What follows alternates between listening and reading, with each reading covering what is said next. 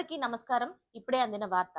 5గురు విద్యార్థుల మరణాలకు కారణమైన ఏఎస్ఐని సస్పెండ్. అసలు ఏం జరిగిందన్న పూర్తి వివరాలు తెలుసుకునే ముందు వీడియోనైతే పూర్తిగా చూడండి. అలాగే సబ్స్క్రైబ్ చేసుకోవడం మర్చిపోకండి. చాలా మంది వీడియోనైతే చూస్తున్నారు కానీ సబ్స్క్రైబ్ చేసుకోవడం మర్చిపోతున్నారు. దయచేసి సబ్స్క్రైబ్ చేసుకోండి. అలాగే లైక్ చేయడం కూడా మర్చిపోకండి. అయితే చిలకలూరుపేట అర్బన్ ఏఎస్ఐ గాను రహతుల్లానైతే సస్పెండ్ చేస్తున్నట్టుగా పల్నాడు జిల్లా ఎస్పీ కృష్ణరావు గారు అయితే ఆదివారం ఉత్తర్వులు జారీ చేశారు. అంటే నిన్నే ఈ ఉత్తర్వులను అయితే జారీ చేశారు.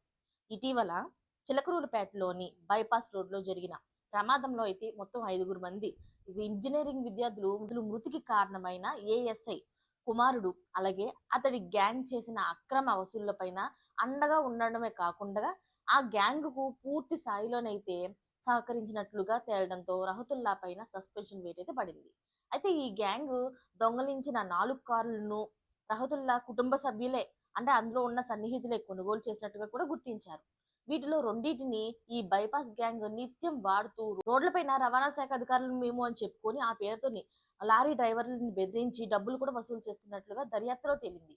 ఈ గ్యాంగ్ సభ్యుల్లోని నిత్యం సమాచారం పంచుకుంటున్నట్లుగా వారు ఆగడాలకు అడ్డులు అదుపు లేకుండా ఏఎస్ఐ రహతుల్లా వ్యవహరించినట్టుగా గుర్తించారు. అయితే ఇప్పటి వరకు కూడా ఉన్నతాధికారుల దృష్టికి ఈ విషయం రాకపోవడం చర్చనీయాంశంగా మారింది. ఇప్పుడు ప్రమాదంలోని విద్యార్థులు మృతి చెందిన ఘటన తర్వాత మాత్రమే ఏఎస్ఐ రహతుల్లా పైన ప్రమేయం ఉంది అని వెలుగులోకి అయితే వచ్చింది.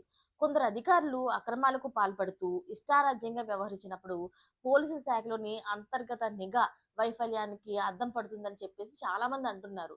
నిజానికి ఈయన ఇన్ని ఆగడాలు చేస్తున్నారు, ఎప్పటి నుంచో చేస్తున్నారు, అయినా ఇప్పటికీ కూడా అధికారులకు తెలియలేదు అంటే ఏంటి అర్థం అంటూ నెటిజన్లు అయితే ఏకి పడేస్తున్నారు. అసలు ఇందులో మీకేమనిపిస్తుంది? అధికారులు తెలిసే ఇలాంటివన్నీ జరిగినాయి అనిపిస్తుంది. వీళ్ళు ఎంత తెలివిగా వ్యవహరించారో అని మీకు అనిపిస్తుందా? కామెంట్ రూపంలో అయితే తెలియజేసేయండి. Thanks for watching friends.